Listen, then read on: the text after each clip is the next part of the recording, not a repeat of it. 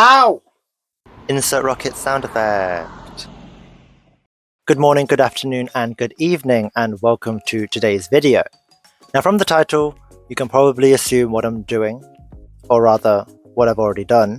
This is going to be a little bit strange to record and edit because technically, I've already recorded this. Unfortunately, during my previous attempt at recording this, the audio decided to be a doo-doo head and wouldn't cooperate, so I decided to scrap the entire thing. Rest in peace to the unused footage.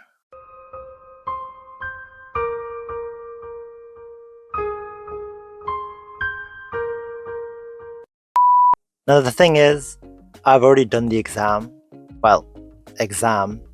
I didn't record myself doing the exam again because the AI would generate completely different questions to the ones I had already answered. I also just don't want to spend 3 hours answering AI-generated physics questions on a wonderful Sunday afternoon. I'd rather deep fat fry my face. My life can't be that sad. Now, just to inform everyone, I did use ChatGPT because it is the most commonly used AI tool. I asked the AI to generate a first year level university physics exam because I think that's what I can handle. Looking back, it is quite a vague question for me to ask the AI in the sense that university exams are normally more specialized. For example, you might do a paper on mechanics, maybe another one on waves and quanta, and then maybe another one on electromagnetism. Universities never really combine different units of physics together to make an exam, which is what the AI did. Spoiler alert. So is that my mistake or the AI's? We're going to blame the AI. Now, I can't show my workings out clearly on lined paper, not with the technology that I have at least. But, you know, they are here. So I thought I'd be a bit more creative with how I'd present this. A few moments later. Okay, so here we are at midnight. Once again, I have a whiteboard. I have a pen. Pineapple pen.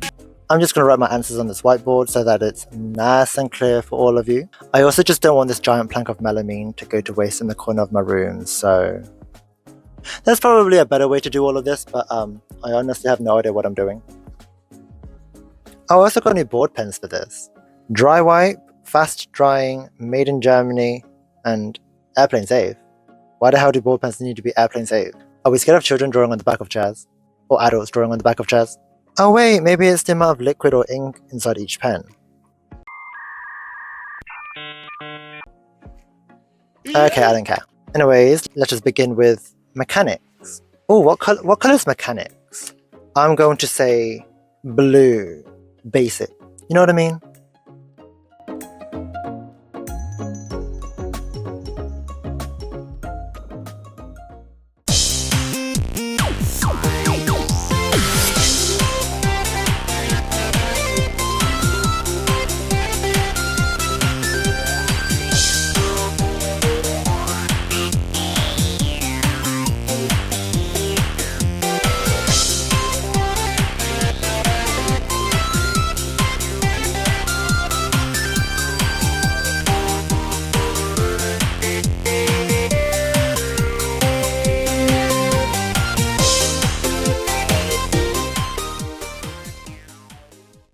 Okay, so here's the first question. Mechanics! I also completely forgot to mention that ChatGPT also gave me an entire mark scheme, so input here because that's the thing apparently. FYI, I kind of flopped my first year mechanics exam. It was the second worst exam I did at uni. Fun fact for you. But I will say that This is not that hard. for people that don't do physics, you probably won't get what's going on. I technically don't either, but hey ho. I got all of it right though, so I guess yay to me. Not gonna lie, when I saw that I got all of it correct, I was like, maybe I can still do physics. A block on an incline, a Sievert equation, and using a centripetal force formula. It's all very beginner friendly, I'd say, for university first year students in physics. You know what I had to do in first year at university? No, neither do I. But nonetheless, we got it correct. So moving on. What's the next topic? Waves and oscillations. Okay, what color shall we use for this? Let's go with pink. You know what they say? One in the pink, two in the... Wait, who says that? Okay, I don't care anymore.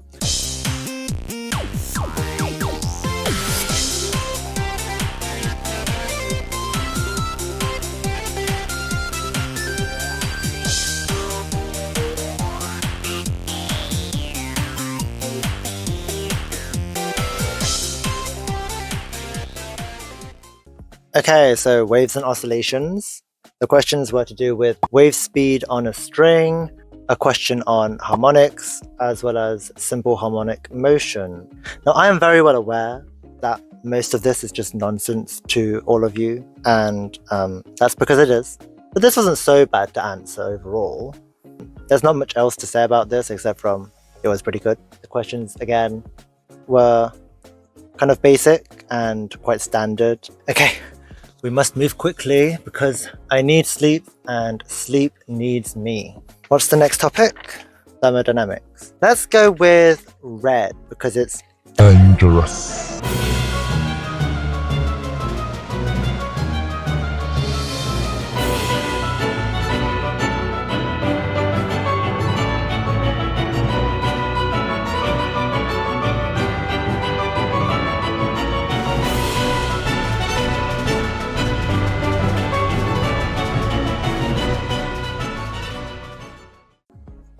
Okay, so thermodynamics. This was the first part of the exam that actually challenged me. I don't love thermodynamics, but this wasn't too bad. Ideal gas laws, as well as first law of thermodynamics. Once I realized which equations I needed, it was pretty smooth. This was also the first question in the exam that actually felt like an exam question to some degree, except for 5B. I was pissed. I mean, like, look at this. Look at this. How did I even do this? It was all a blur. Next up is electricity and magnetism. What color shall we use? The brown is speaking to me. You know, let's go with brown because electricity and magnetism, shite. That's a joke, by the way. It's not shite. That's shocking language to use. Get it? Enough jibber jabber. We're gonna move.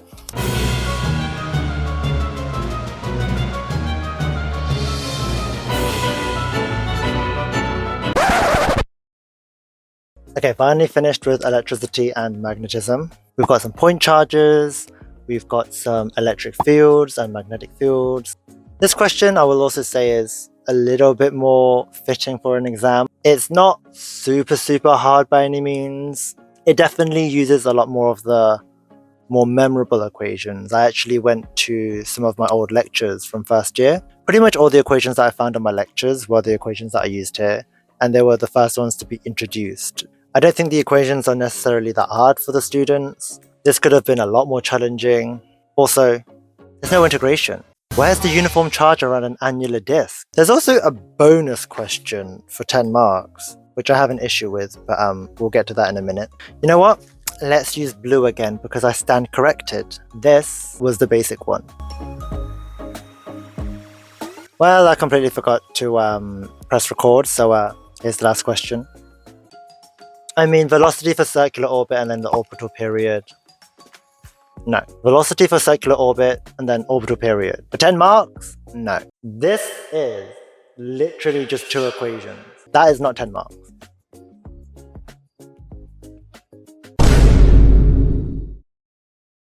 Okay, so we're finally done. Final scores, please.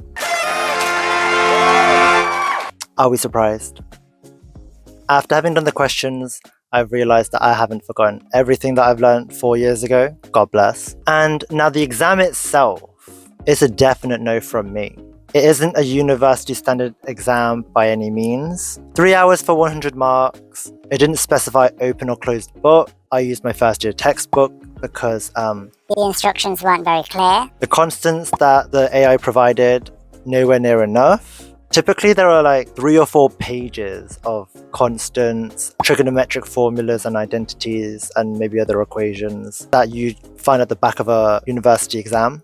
They didn't give me any of the constants for the final question either, such as the radius of the Earth, as well as the gravitational constant. The questions themselves, like I said, not exam standard. This is basic revision at best. I guess the thermodynamics question was pretty good, But everything else, yeah. Also, bonus problem? What exam has a bonus problem? That's bullshit. The formulas that the exam used were very, very simple. I'm very surprised that there wasn't any sort of like manipulation or more rearrangement, which is why the thermodynamics question was more ideal, in my opinion. The topics that the AI covered are pretty standard for a first year physics student. It covered most of the topics that I learnt when I was in first year, except for mathematical physics. We're not going to go there. So I'll give the AI that. I guess I'd actually have to ask a lot more specific questions to the AI in order for it to generate an exam that's actually fit for a university student. But the questions remain. Will AI start writing our future exams? Will they replace our beloved lecturers? Or Will the robot uprising lead to a conquest in which its mere mortals must answer questions on Newton's laws of motion?